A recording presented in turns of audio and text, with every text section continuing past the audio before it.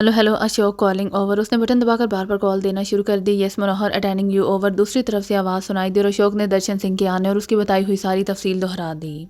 माल check कर लिया है, वो ओके है ओवर। दूसरी तरफ से पूछा गया। यस पास ओवर। अशोक ने जवाब दिया ओके, तमाम माल फौरन आत्माराम के जरिए भिजवा दो और दर्शन सिंह को वहीं रोको। मैं मिलिट्री इंटेलिजेंस के चीफ से बात करता हूँ, हो सकता है वो दर्शन सिंह से खुद बात करना चाहें ओवर। दूसरी तरफ से कहा गया। यस पास ओवर। अशोक ने कहा। फिर दूसरी तरफ से ओवर एंड ऑल के अल्फाज सुनकर उसने ट्रांसमीटर ऑफ किया और अपने साथी से मुखातिब हो गया।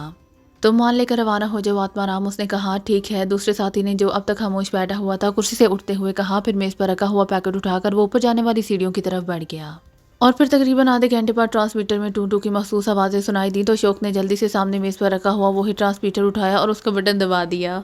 हेलो हेलो मनोहर कॉलिंग ओवर। ट्रांसमीटर से मनोहर की आवाज़ सुनाई दी। Yes pass Ashok attending you over. Ashok ने मौतबाना लहजे में कहा माल भिजवा दिया है ओवर। दूसरी तरफ से पूछा गया। यस पास उसी वक्त आत्माराम लेकर चला गया है ओवर। अशोक ने जवाब दिया। दर्शन सिंह मौजूद है ओवर। मनोहर ने पूछा। यस पास ओवर। अशोक ने कहा ओके। मिलिट्री इंटेलिजेंस के चीफ साहब से मेरी बात हुई है, वो ये तफसील सुनकर इंतहाई परेशान हो गए हैं। उन्होंने फौरी तौर पर अपने खास आदमी मेजर टंडन को मेरे पास भिजवाया है। तुम ऐसा करो कि दर्शन सिंह को साथ लेकर मेरे पास पहुंच जाओ ताकि मेजर टंडन हो उससे मुलाकात कर सकें ओवर। मनोहर ने कहा। यस पास ओवर। अशोक ने कहा ओवर एंड ऑल। दूसरी तरफ से कहा गया और अशोक ने ट्रांसमीटर ऑफ कर दिया।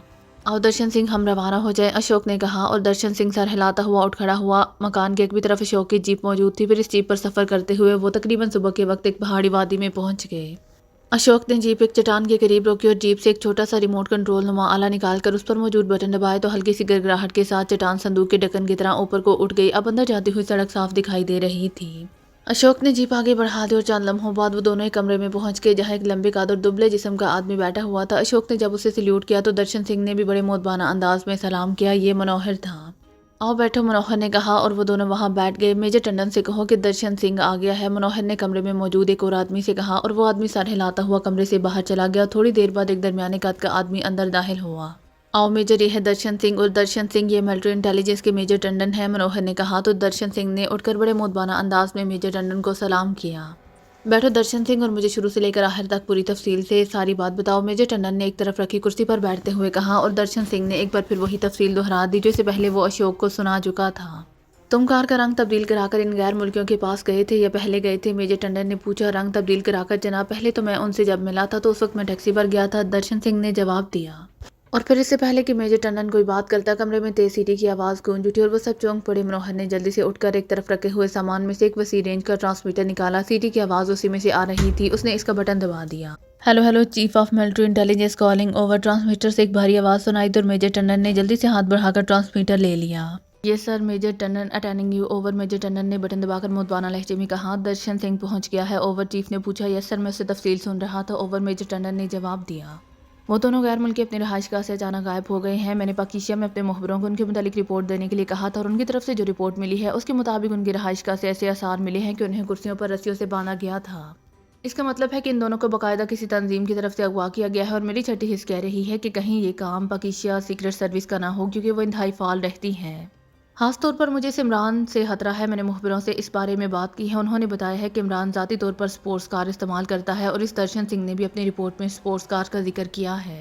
तुम अली इमरान को अच्छी तरह पहचानते हो, इसीलिए दर्शन सिंह से इस बारे में तफसील से बात करो और अगर कोई ऐसी बात हो तो मुझे फौरी तौर पर रिपोर्ट देना ओवर। चीफ ने तेज़ लहजे में कहा। Yes chief over, major Tandon ने कहा। और दूसरी तरफ से ओवर एंड ऑल के अल्फाज सुनकर उसने ट्रांसमीटर ऑफ किया और उसे मनोहर की तरफ बढ़ा दिया। हाँ दर्शन सिंह, अब तुम तफसील से बताओ कि तुमने वो स्पोर्ट्स कार कहाँ से हासिल की थी और कैसे। मेजर टंडन ने दर्शन सिंह से मुखातिब होकर कहा और दर्शन सिंह ने अपने डाकू दोस्त फजलू कसाई के पास जाने और फिर डकैती में शामिल होने से लेकर कार लेकर दारुल हुकूमत आने तक की पूरी तफसील बता दी।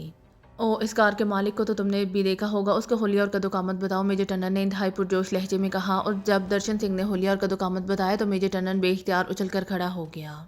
ओ, ये तो 100% अली इमरान था, दुनिया का सबसे खतरनाक सीक्रेट एजेंट। ओ काश तुम लोग उसे गोली मार देते। ओ, मेजर टंडन ने तेज लहजे में कहा। मैंने तो फजलू से कहा था लेकिन उसने कहा कि वो इस इलाके में कोई कत्ल नहीं करना चाहता क्योंकि उसके सरपरस्त ने उसे सख्ती से मना कर रखा है। वैसे जनाब वो तो एक मासूम सा नौजवान था। वो कार से बाहर निकला तो फजलू ने जोर से लाठी उसके सर पर दे मारी। वो नीचे गिरा तो फजलू ने दूसरी लाठी मारी तो वो बेहोश हो गया। फजलू के आदमी उसे घसीट कर खेतों में ले गए और वहाँ उसकी जेबों की तलाशी लेकर उसकी सारी रकम भी निकाल ली गई और उसकी घड़ी भी उतार ली गई थी। अगर वो कोई खतरनाक आदमी होता तो जनाब वो इस तरह आसानी से आम से डाकुओं के काबू कैसे आ जाता, दर्शन सिंह ने हैरत भरे लहजे में कहा।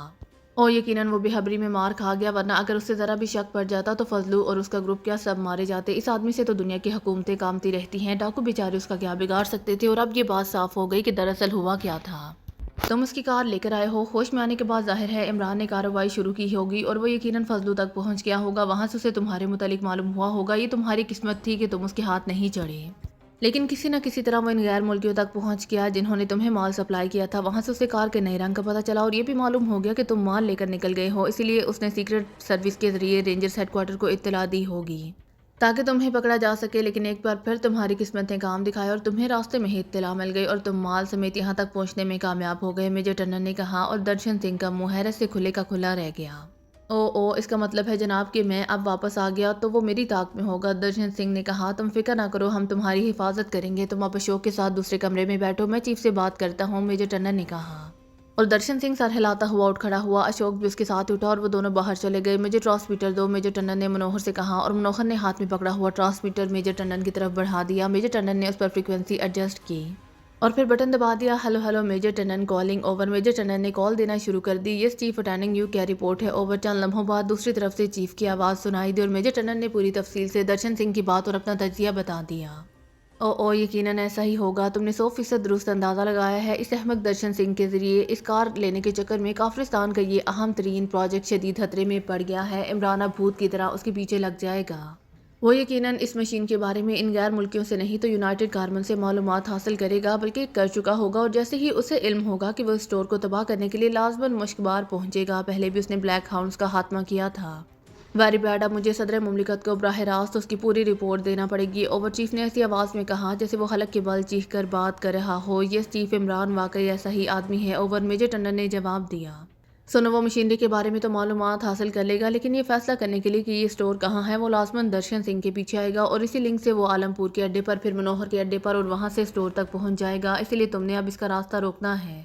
منوہر موجود ہے، اس سے میری بات کراؤ۔ اوور چیف نے کہا۔ یس چیف، میں منوہر بول رہا ہوں۔ اوور، منوہر نے فوراً ہی آگے بڑھ کر ٹرانسمیٹر کا کنٹرول سنبھالتے ہوئے کہا۔ منوہر، درشن سنگھ کو ختم کر دو، عالم پور میں اس مکان کا جہاں درشن سنگھ مال پہنچاتا ہے وہاں موجود ہر اس آدمی کا خاتمہ کر دو۔ اشوک اور آتما رام جو مال سے متعلق ہیں ان کا بھی خاتمہ کر دو، تاکہ اگر کسی طرح بھی پاکیزہ سیکرٹ سروس عالم پور تک پہنچ بھی جائے تو وہاں سے کسی صورت بھی آگے نہ بڑھ سکے، سمجھ گئے ہو؟ اوور چیف نے تیز اور تحکمانہ لہجے میں کہا۔ یس چیف، آپ بے فکر رہیں، ہر کام آپ کی مرضی کے مطابق ہوگا، میں پاکیزہ سیکرٹ سروس کا راستہ مکمل طور پر بند کر دوں گا۔ اوور، منوہر نے جواب دیا۔ میجر ٹنڈن کو واپس بھیج دو۔ اوور اینڈ آل، دوسری طرف سے کہا گیا، اور منوہر نے ایک طویل سانس لیتے ہوئے ٹرانسمیٹر آف کر دیا۔ میجر ٹنڈن، اب آپ تو واپسی کا پروگرام بنائیں اور مجھے پاکیزہ سیکرٹ سروس کا راستہ روکنے کے لیے قتل عام کی اجازت دیں، منوہر نے مسکراتے ہوئے کہا، اور میجر ٹنڈن نے مسکراتے ہوئے اس بات پہ سر ہلا دیا۔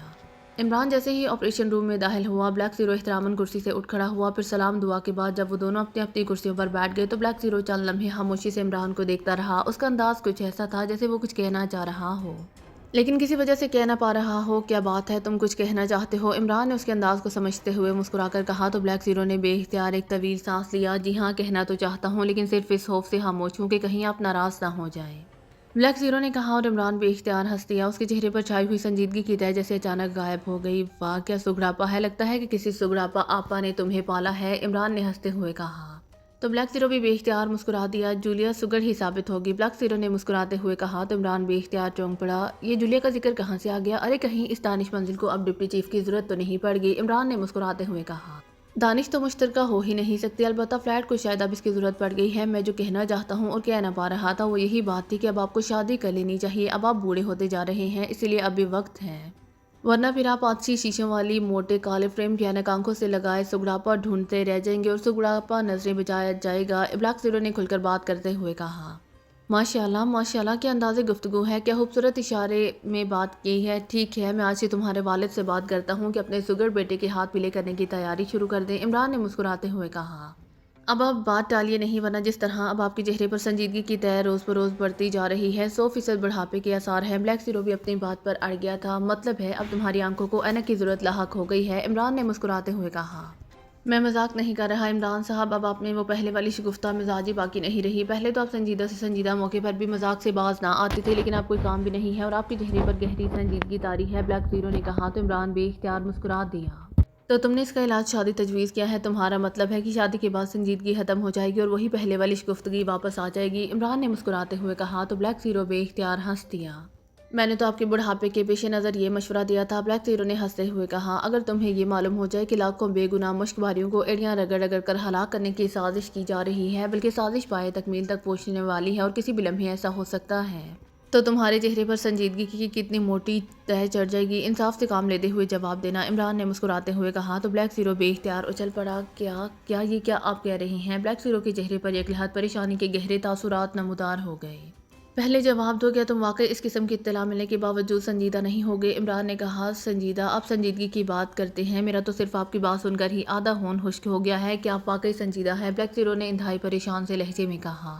اور عمران بے اختیار مسکرا دیا۔ خود ہی مجھے سنجیدہ کہہ رہے تھے اور خود ہی پوچھ رہے ہو کہ کیا میں سنجیدہ ہوں؟ عمران نے مسکراتے ہوئے کہا۔ اگر آپ مشکبار کا نام نہ لیتے تو شاید میں صرف اسے ایک مثال سمجھتا، لیکن مشکبار کا نام لے کر آپ نے مجھے خوفزدہ کر دیا ہے، بلیک زیرو نے انتہائی سنجیدہ لہجے میں کہا۔ وہ عمران کو سنجیدہ کہتے کہتے خود عمران سے بھی زیادہ سنجیدہ ہو گیا تھا۔ تمہاری بات درست ہے بلیک زیرو، مجھے خود بعض اوقات احساس ہوتا ہے کہ مجھ میں پہلے والی وہ شگفتگی نہیں رہی، لیکن اصل بات یہ ہے کہ پہلے دنیا کے حالات بھی اس قدر خوفناک نہ ہوتے تھے، 2-4 آدمی قتل ہو جاتے تھے یا کوئی چھوٹا موٹا ٹارگٹ مجرموں یا دشمنوں کے سامنے ہوتا تھا اور میں ہنستے کھیلتے اس ٹارگٹ کو بچا لیا کرتا تھا، لیکن جیسے جیسے دنیا جدید ذرائع مواصلات کی وجہ سے سکڑتی جا رہی ہے، اسی طرح انسان کی درندگی پھیلتی جا رہی ہے۔ اب وہ لاکھوں بے گناہ انسانوں کو ہلاک کر دینے کا منصوبہ اس طرح اطمینان سے بناتا ہے کہ انسانوں کی بجائے وہ ضرر رساں کیڑوں کو ہلاک کرنے کی منصوبہ بندی کر رہا ہو، اور شاید یہی وجہ ہے کہ ایسے کیس جب نوٹس میں آتے ہیں تو شگفتگی اور مذاق تو ایک طرف مسکرانے کو بھی جی نہیں چاہتا۔ ایک مشہور شاعر کے معروف مصرعے کا مفہوم کچھ اس طرح ہے کہ اپنے اندر کی روشنی میرے لیے عذاب بن گئی ہے، کچھ ایسا ہی حال میرا بھی ہوتا جا رہا ہے۔ عمران نے کہا۔ آخر ہوا کیا ہے؟ کیا واقعی جو کچھ آپ کہہ رہے ہیں وہ درست ہے؟ آپ کو کیسے پتا چلا؟ کس طرح پتا چلا؟ سیکرٹ سروس کے پاس تو کوئی کیس نہیں ہے ان دنوں، بلیک زیرو نے پریشان سے لہجے میں کہا۔ نہ جانے کیا بات ہے کہ آج مجھے شاعر زیادہ یاد آ رہے ہیں۔ آران کے قدیم شاعر کے ساتھ بھی ایسا ہی ہوا تھا۔ وہ ایک روز چوک پر کھڑا آسمان کی طرف دیکھ رہا تھا کہ لوگوں نے اس سے اس طرح دیکھنے کی وجہ پوچھی تو اس نے کہا کہ کئی برسوں سے آسمان سے جو بلا بھی نازل ہوتی ہے وہ میرے ہی گھر کا راستہ پوچھتی ہے، اسی لیے تنگ آ کر میں یہاں آ کر کھڑا ہوا ہوں تاکہ خود ہی اپنے گھر کا راستہ بتا دیا کروں۔ سیکرٹ سروس کے پاس تو واقعی کوئی کیس نہیں ہے، لیکن اب عمران گلے تک ایک کیس کی دلدل میں پھنس چکا ہے۔ عمران نے مسکراتے ہوئے کہا۔ کون سے کیس کی بات آپ کر رہے ہیں؟ بلیک زیرو نے بے چین سے لہجے میں پوچھا۔ تو عمران نے فضل گڑھ جانے، وہاں سے واپسی پر ڈکیتی اور اس کے بعد ہونے والے واقعات کی تفصیل بتانا شروع کر دی۔ تو یہ ہوا ہے آپ کے ساتھ، لیکن اس میں کیس کہاں سے نکل آیا؟ ٹھیک ہے، آپ کی کار چوری ہو گئی اور آپ کو یہ علم بھی ہو گیا کہ اسے ایک اسمگلر لے اڑا ہے اور غیر ملکیوں سے وہ پرنٹنگ پریس کا کوئی پرزہ لے کر کافرستان پہنچا دے گا، لیکن آپ تو لاکھوں مشکباریوں کی ہلاکت اور کسی بڑے کیس کی بات کر رہے تھے، بلیک زیرو نے حیرت بھرے لہجے میں کہا۔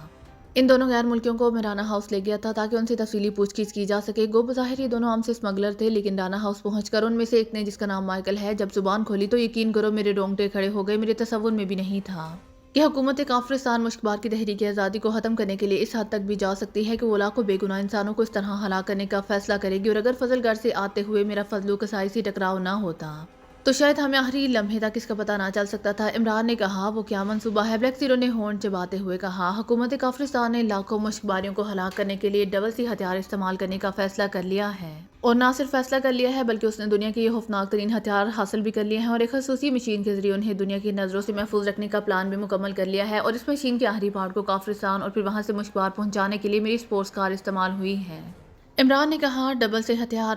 آپ کا مطلب ان کیمیاوی ہتھیاروں سے تو نہیں ہے جو خوفناک بیماریاں پھیلاتے ہیں؟ بلیک زیرو نے قدرے دہشت زدہ لہجے میں کہا۔ ہاں، ایسے ہی ہتھیاروں کو کوڈ میں ڈبل سی ہتھیار کہا جاتا ہے، عمران نے اس بات میں سر ہلاتے ہوئے جواب دیا۔ مگر ایسے ہتھیاروں کا تیار کرنا، انہیں ذخیرہ کرنا، ان کا استعمال کرنا تو بین الاقوامی قانون کے تحت انتہائی جرم قرار دیا جا چکا ہے، حتیٰ کہ سپر پاورز بھی ایسے ہتھیاروں کے خلاف ہیں، اور میں نے پڑھا تھا کہ اس سلسلے میں اقوام متحدہ نے باقاعدہ شعبہ قائم کیا ہوا ہے جس کے تحت فضا میں سے خلائی سیارے بھیجے گئے ہیں جیسے ہتھیاروں کو تلاش کرتے رہتے ہیں۔ پھر کافرستان انہیں کیسے حاصل کر سکتا ہے؟ اگر حاصل کر بھی لے تو انہیں کیسے پوری دنیا سے چھپا سکتا ہے یا ان کا استعمال کر سکتا ہے؟ اگر اس نے ایسا کیا تو پوری دنیا میں اس کے خلاف بے پناہ نفرت کا ایسا لاوا پھٹ پڑے گا کہ اس کی اپنی بقا خطرے میں پڑ جائے گی۔ بلیک زیرو نے کہا۔ انسان انتہائی خطرناک ذہانت کا حامل ہے۔ تمہارا کیا خیال ہے کہ سپر پاورز کے بین الاقوامی قانون بننے کے بعد اور بین الاقوامی خلائی سیاروں کی چیکنگ سے ڈر کر ایسے ہتھیار تیار کرنے چھوڑ دیے گئے ہوں گے؟ ایسی کوئی بات نہیں، ان خلائی سیاروں کا توڑ بھی دریافت کر لیا گیا ہے، اس کے لیے ایسی مشین تیار کی گئی ہے جس کے ہوتے ہوئے خلائی سیاروں ان ہتھیاروں کو چیک نہیں کر سکتے، اور استعمال ہو جانے کے بعد تو ظاہر ہے ان کا کھوج کسی طرح بھی نہیں لگایا جا سکتا، کیونکہ پھر تو یہی سمجھا جائے گا کہ اس علاقے میں جہاں یہ ڈبل سی ہتھیار استعمال ہوا ہے کسی بھی وجہ سے بیماری پھیل گئی ہے، اسے قدرتی آفت ہی گردانا جائے گا، اور دنیا سوائے ہمدردی کے اور کچھ بھی نہ کر سکے گی۔ اس مشین کو ٹی ایکس کہا جاتا ہے، اور اسی مشین کا ایک حصہ وہ اسمگلر میری سپورٹس کار میں ان غیر ملکیوں سے لے کر کافرستان گیا ہے، عمران نے جواب دیا، اور بلیک زیرو کے چہرے پر سنجیدگی تو ایک طرف رہی، وحشت کے آثار پھیلتے چلے گئے۔ خدا کی پناہ، اس قدر بھیانک اور انسانیت سوز منصوبہ اور آپ یہاں اطمینان سے بیٹھے ہوئے ہیں۔ بلیک زیرو کے لہجے میں واقعی وحشت ابھر آئی تھی۔ لیکن تم تو کہہ رہے تھے کہ مجھے شگفتہ مزاج ہونا چاہیے، مذاق کرنا چاہیے۔ میرے چہرے پر سنجیدگی کیوں ہے؟ عمران نے مسکراتے ہوئے کہا۔ I am really sorry Imran صاحب، یہ تو آپ کا دل جگر ہے کہ اس قدر بھیانک منصوبہ سامنے آنے پر آپ پھر بھی مسکرا رہے ہیں۔ میرا تو دل چاہ رہا ہے کہ میں چیخ چیخ کر پوری دنیا کو کافرستان کے اس بھیانک منصوبے سے آگاہ کر دوں۔ بلیک زیرو نے کہا اور عمران بے اختیار مسکرا دیا۔ چلو اب آئندہ یہ تو نہیں کہو گے کہ میں بوڑھا ہوتا جا رہا ہوں۔ میں تو بقول تمہارے ان حالات کو جاننے کے باوجود مسکرا رہا ہوں، جبکہ تمہاری حالت دیکھ کر تو اندازہ ہوتا ہے کہ تمہارا نروس بریک ڈاؤن ہونے والا ہے۔ بہرحال گھبراؤ نہیں، کام ہو رہا ہے۔ اول تو مشین کو روک لیا جائے گا، اور اگر نہ روکا جا سکا تو ظاہر ہے اس مشین کو مکمل کرنے اور پھر اسے اسٹور میں نصب کرنے میں تو کچھ بھی وقت لگے گا، اور ان خوفناک ہتھیاروں کو استعمال کرنے کے لیے بھی باقاعدہ پلاننگ کی جائے گی۔ ایسا تو نہیں ہے کہ وہ انہیں اٹھا کر آبادیوں پر پھینک دیں گے، اسی لیے ہمارے پاس بہرحال وقت موجود ہے، اور میں نے رینجرز ہیڈ کوارٹر کو مطلع کر دیا ہے کہ وہ درشن سنگھ اور میری کار کے بارے میں تمام سرحدی رینجرز چیک پوسٹوں کو ریڈ الرٹ کر دیں۔ اس کے ساتھ ساتھ میں نے ٹائیگر کی ڈیوٹی لگا دی ہے کہ وہ کافرستان کی سرحد کی طرف جانے والے ان راستوں پر چیکنگ کرے جہاں سے یہ اسمگلر عام طور پر گزرتے ہیں، اسی لیے جیسے ہی کوئی اطلاع ملے گی ہم حرکت میں آ جائیں گے۔ عمران نے مسکراتے ہوئے کہا۔ اب ترانا ہاؤس سے بطور ایکس-2 رینجرز ہیڈ کوارٹر کو اطلاع دی ہوگی، لیکن مجھے تو بتا دینا تھا، ہو سکتا تھا کہ ان کی طرف سے آپ کے آنے سے پہلے کوئی اطلاع آ جاتی تو ظاہر ہے میں کنفیوزڈ ہو جاتا۔ بلیک زیرو نے مسکراتے ہوئے کہا۔ میں نے ان غیر ملکیوں کی کوٹھی سے نکلتے وقت تو دانش مندی لانے کا پروگرام بنایا تھا، لیکن پھر میں سر سلطان کی کوٹھی چلا گیا، کیونکہ یہاں سے بھی سر سلطان کو کوٹھی فون کرنا پڑتا، کیونکہ میں بطور ایکس-2 وہاں اس معاملے میں فون نہیں کرنا چاہتا تھا۔ سر سلطان سے میں نے فون کرایا اور پھر واپس رانا ہاؤس پہنچ گیا۔ وہاں ٹائیگر ان دونوں غیر ملکیوں کو لے کر پہنچ چکا تھا۔ ان سے معلومات حاصل کرنے کے بعد میں نے ٹائیگر کو درشن سنگھ کے پیچھے بھجوا دیا اور خود یہاں آ گیا۔ عمران نے مزید تفصیلات بتاتے ہوئے کہا، اور بلیک زیرو نے اس بات میں سر ہلا دیا۔ عمران نے ہاتھ بڑھا کر ٹرانسمیٹر پر موجود اپنی فریکوینسی ایڈجسٹ کرنی شروع کر دی، کیونکہ ٹائیگر نے ٹرانسمیٹر پر کال کرنی تھی۔ پھر تقریباً 2 گھنٹوں کے انتظار کے بعد ٹرانسمیٹر سے کال آنا شروع ہو گئی اور عمران نے ہاتھ بڑھا کر ٹرانسمیٹر کا بٹن آن کر دیا۔ Hello hello Tiger, calling over. Tiger کی آواز سنائی دی۔ Yes Imran, attending you over. Imran نے سنجیدہ لہجے میں کہا۔ باس، آپ کی کار جس کا رنگ گہرا نیلا کر دیا گیا ہے ایک مسافر ہوٹل کے مالک کے بیٹے کے پاس ہے، لیکن مجھے یہ معلومات ایک ٹرک ڈرائیور سے مل گئی تھی۔ یہ کار اور اس مسافر ہوٹل کے مالک کا بیٹا اپنے کسی دوست سے ملنے اس کار پر کسی پہاڑی بستی پر گیا ہوا ہے۔ اس کی واپسی 1-2 گھنٹے بعد ہوگی اوور، ٹائیگر نے رپورٹ دیتے ہوئے کہا۔ کہاں ہے یہ مسافر ہوٹل اوور؟ عمران نے پوچھا۔